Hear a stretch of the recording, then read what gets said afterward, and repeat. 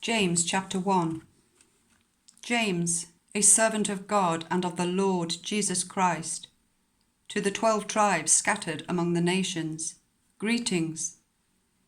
Consider it pure joy, my brothers and sisters, whenever you face trials of many kinds, because you know that the testing of your faith produces perseverance.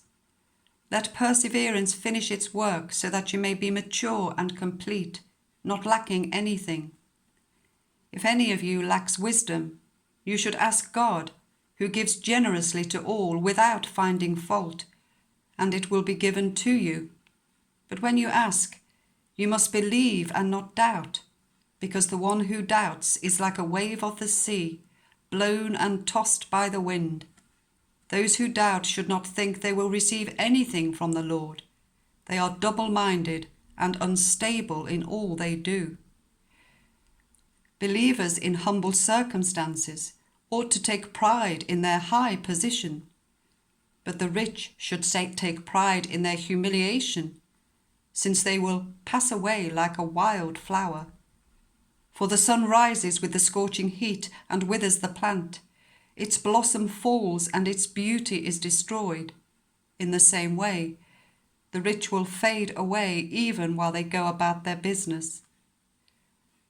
Blessed are those who persevere under trial, because when they have stood the test, they will receive the crown of life that God has promised to those who love him. When tempted, no one should say, God is tempting me, for God cannot be tempted by evil, nor does he tempt anyone. But each of you is tempted when you are dragged away by your own evil desire and enticed. Then, after desire has conceived, it gives birth to sin, and sin, when it is full grown, gives birth to death. Don't be deceived, my dear brothers and sisters.